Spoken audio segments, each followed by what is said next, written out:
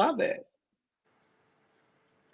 Greetings, greetings, greetings, everyone. I apologize. We're a few minutes late because we had some technical difficulties, but that's okay. We are now on the other side of those. And for those of you that follow me, you know what I always say. This is my favorite time of the month and the week, being Brown at Work Live. I am so excited. I'm always excited, especially when I have phenomenal women like this young lady you see right here that has just been so gracious to be my guest for the month of November. Let me tell you a little bit about this phenomenal woman. Her name is Marla Stern.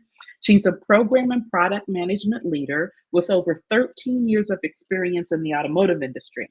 She defined her career by bold leaps and commitment to embracing new challenges. Marla has successfully navigated pivotal moments that demanded a commitment to self belief. You hear that? Commitment to self belief. From launching a career in the US after immigrating from Brazil to leading transformational strategic initiatives at Drive Teneco. Her expertise spans strategic leadership, innovation, and managing multicultural teams, consistently demonstrating the power of showing up with confidence, even in the face of uncertainty. Beyond her professional pursuits, Marla is a passionate advocate for women's representation in the workplace. She frequently shares insights on embracing risk, cultivating resilience, inspiring others to take ownership of their careers, step outside of their comfort zones, and confidently pursue the lives they truly desire. Marla, welcome to Being Brown at Work Live. Thank you. Thank you. Thank you so much for having me. It's an honor. I've been following your career for a long time now. I am a big, big admirer, and I know the power that you have been putting in people's life and my personal life as well. So it's a big honor to be here with you. Oh, thank you, Marla. I when I was thinking about guests, especially how I was going to wrap up this year, and you and I had been messaging on LinkedIn, I thought, that's the perfect person because I remember when I had the honor of meeting you when we were at Meritor and working together and the challenges we both faced, right? And how we overcome them. I thought, she would just be a phenomenal example of what is possible when you believe in yourself because everything is possible, but it starts with the belief in yourself. So, Marla, for the audience, and I've seen all the LinkedIn traffic, you got a lot of people that following you, excited about this live. Just to give the audience for those people that may not know you so well, let's just take our first session because this is going to be part two, everybody. So, letting you know, get your little notes out because she's going to be dropping some valuable stuff. Let's just talk about the Marla before today. That what were some of your early on challenges? Why I would imagine you struggled betting on yourself early on. Give us a little bit about that. Yeah. So, start from the very, very first beginning, right? So, you mentioned I am from Brazil, and I am 42. So, when I was a kid, we didn't have this globalized world, right? I was in my Mm. small bubble in São Paulo. That is still a big city, but I use it to live in the suburbs. So, it's still a bubble. And I use it, I joke with my friends that the US was something that we saw on TV.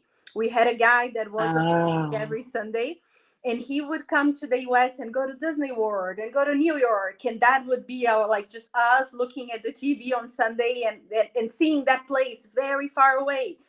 So when I was a kid, I never wouldn't even imagine being here. I didn't have Yeah. that kind of ambitions. It was like, oh, we're gonna go to school and we're gonna eventually go to college and get a job, and that's it. I didn't have that kind of ambitions or plans of being here. It was more Yeah. of a regular day. We didn't I never had any really big money problems, but we weren't rich. But I was very fortunate to have parents, especially my mom, that uh, always betted in me having a good English. So from Mm. the first beginning, my mom was like, yeah, you're gonna go. And more than one time, I was like, oh, I don't want to do it. And she's like, you're doing. And when I was 14, they put me on a plane for a place that they didn't even know exactly how it was. That was England. And they're like, "Hey, you're doing exchange student." And they put me on a plane when they Mhm. didn't have internet. We did like, I talked to them once a week Oh, because it was very, very expensive to call them. So, but they did that. They bettered on myself when I wasn't mm, able to know exactly what I was doing. I knew that it was very cool and I wanted to be abroad, but it wasn't something really palpable. And like being abroad kind of gave me the sense of reward at a time that, again, it wasn't a globalized economy. It wasn't internet, yeah, like more than being there. So by that, I started understanding that the world was bigger and I could be there too. It wasn't only in my bubble that I could exist. So wow, the small, all of the small and big experiences that yeah, I've built upon the person that I was until that moment.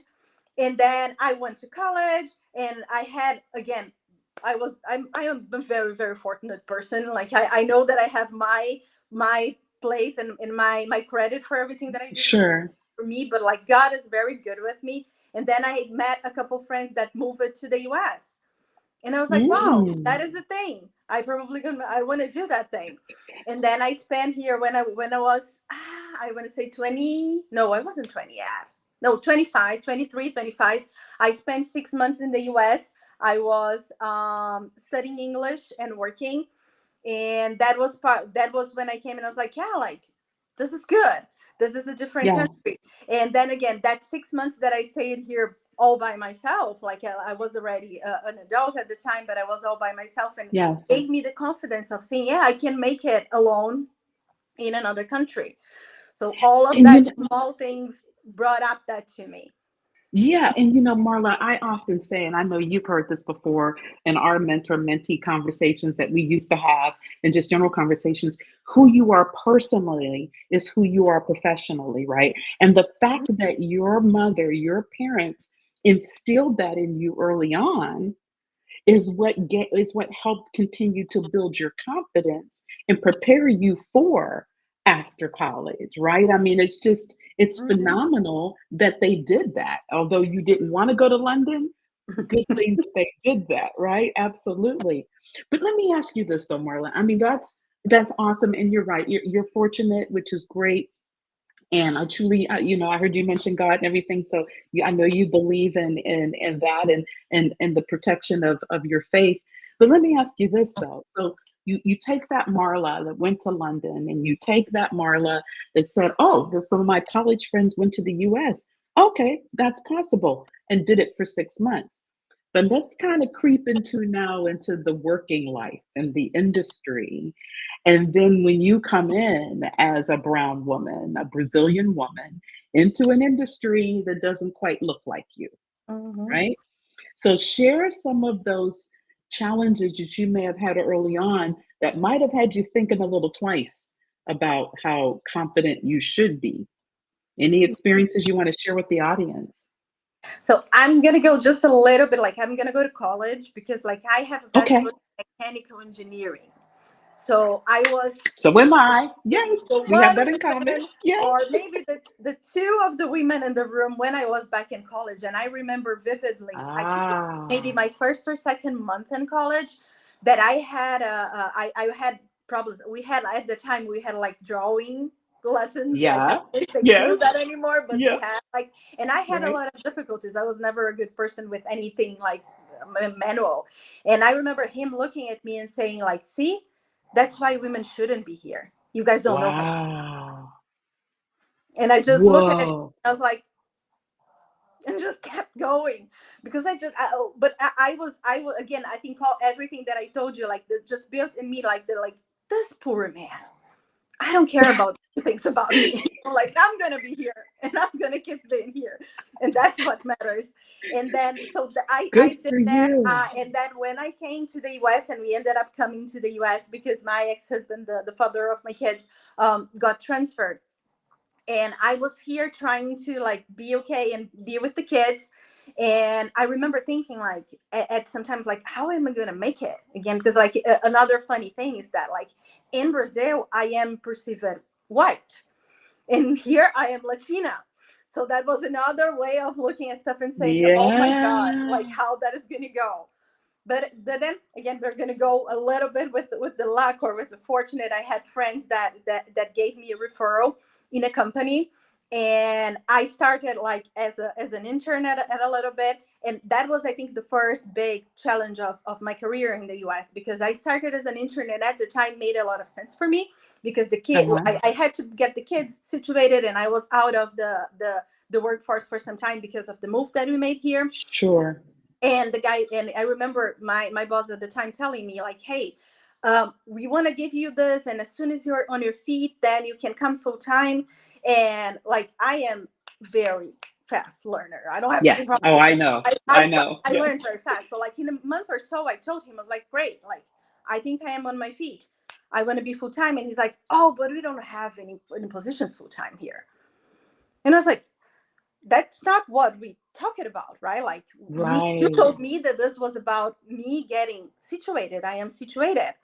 And that was the first time that I had to assert myself and say like, uh, I'm not going to stay Mm. here if you don't give me what you promised me, what we agreed to do.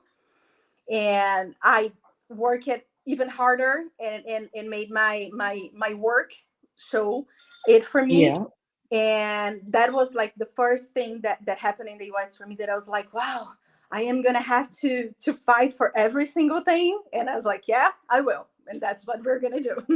Yeah, yeah, and it's unfortunate though, right? I mean, because while you were an intern, and doing all this work, they made the promises, but then as soon as you wanted to hold them accountable Yeah. for the Hmm. promise, Exactly. then things change. Things change all of a sudden, which tends to happen to us as women. And then, of course, you got unfortunately introduced to the fact that you are a certain viewed as a certain type of woman here in the US, a Latina woman, brown woman. So, it comes with whatever potential biases that boss had. They may not have had them, but potentially so, but yet a woman. And so you worked really hard. And let me ask you, did you end up leaving? No, I end up like, for a series of other things that happened, and people that ended up getting out of the company. So that Ah, I ended up getting with the full-time job with that. It okay, was like, I think okay. about a month or so after that.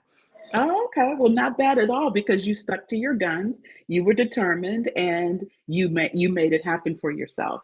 So let me ask you, Marla. If you were to, take a look at, and everyone who's with us now, thank you for joining. When you come back in a couple of weeks, she's going to share with us critical steps she took to get to betting on herself and that success. But we're just kind of, really giving you the context of her story today, which is I've always thought was fascinating ever since I've known Marla.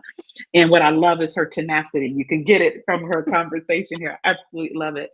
So, Marla, let me ask you, a very challenging question. Yes, confident woman. You had, the fortunate situation of both parents in the household really believing you, creating opportunities for you. You go to college, you have an experience of someone telling you, hey, you're a woman, maybe you shouldn't be a mechanical engineer. And then you get challenged as an intern. Has there ever been a time where someone has really unfortunately put the mirror up and say, look, because of who you are, this opportunity or that role, or you probably shouldn't think of this, or maybe you're not ready for that. Has anyone really kind of tried to stall you and slow you down?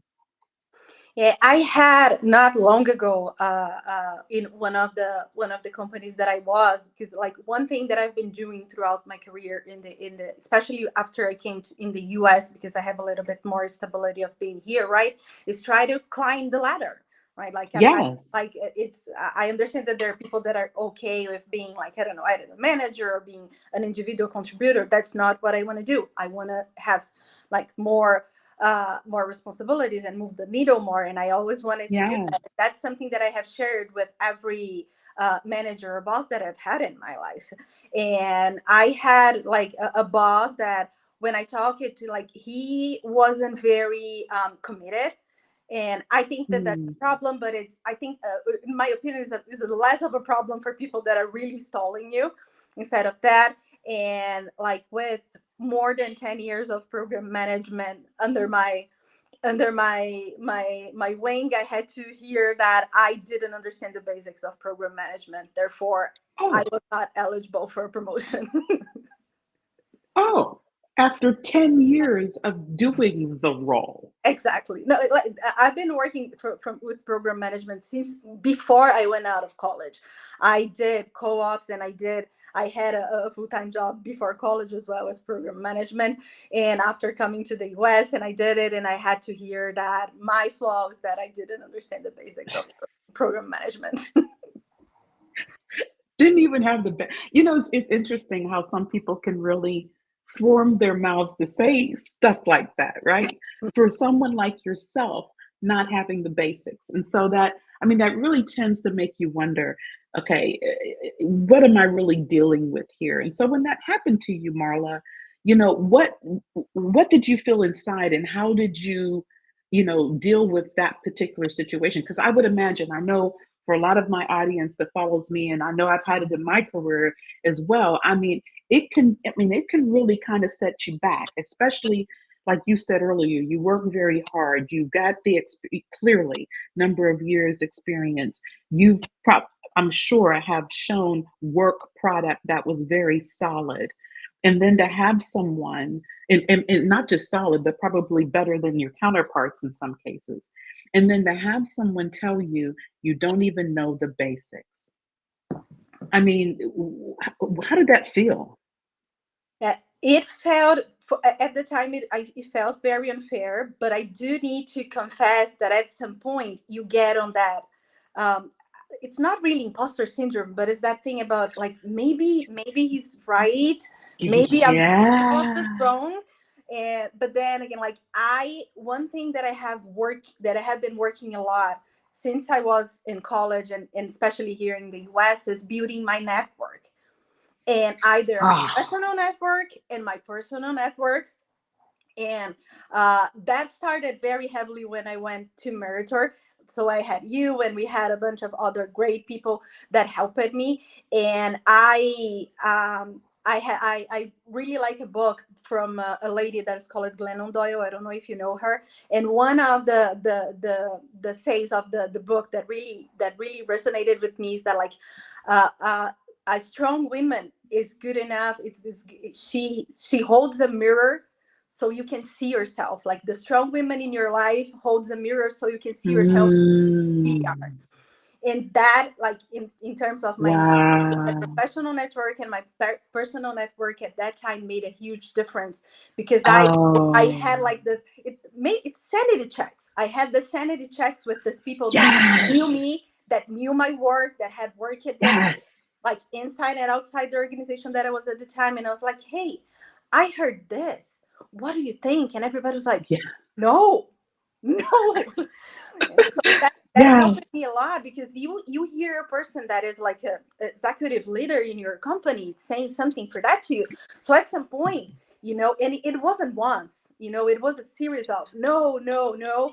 And I was like, maybe I'm getting crazy, or maybe I'm really not that good, which is like something that we as women already have yeah. the We tendency of doing. exactly, exactly. And like, maybe it's not that much, but like, I had this a lot of people, mostly women in my life, that would look at me. It's like, no, like, don't like, no, you may have flaws, you may have something, but this is Yes, not it. And again, yes, the yes. lack of what was really complicated for me at the time is that wasn't a, hey, I think that you have this problem, and this is how we're gonna work with you. It was like, no, you're not ready because of this, bye. And then buy. Yes. And that in itself is enough to really make you second guessed. And that's where some imposter syndrome can start from. And to your point, I mean, that's an executive. That's someone that you're thinking, okay, he or she knows. So if they're giving me this feedback, maybe there's some truth to it. But I'm going to tell you what, Marla.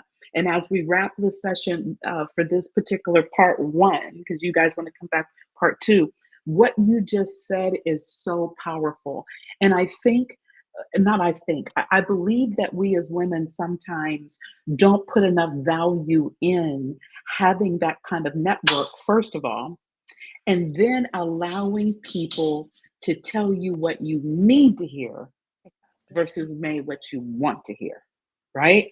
I mean, because your point of what you said in that book, where the book that you read, where we will put the mirror up to each other and give the true value and say, look, see, yes, you may have this opportunity, that opportunity, but you're ready for that role. And here's why you're ready for the role. Or if they really have your best interest, they'll say, Marla, I don't think you are ready for the role, and here's why. So I often tell people relationships are everything. They're everything. And they can be transformational on one's career, right? Wouldn't you agree? No, definitely. And I wouldn't have got where I am without the relationships. Like, like Yeah. without the relationship that I have with you, without the relationship that I had with other mentors, with peers, and like even not necessarily the professional network, but the other women in my, Right. you know. Right. Yeah. It's so powerful, so powerful. Well, Marla, I mean, we're going to wrap it for this first session, part one. I'm telling you, this woman, if you haven't connected with her on LinkedIn, connect with her on LinkedIn, Instagram. You want to be connected to her. You can see the energy. It's what drew me to her when I met her. Absolutely adore her. She's phenomenal. And you're going to want to come back in 2 weeks for part two of how betting on yourself can be transformational. And Marla's going to share some more insight on how she got to where she is. You already heard relationships are everything. That's one of the things she did. You want to come back for part two and learn more of Marla's story. Marla, thank you so much for Thank joining me this evening. Apologize for the technical difficulties. We're going to fix that for part Oh two. yeah. But thank you so much. It was just Thank a you. blast. It was an honor. I can't wait for part two. Me too. Thank you. Thank you so much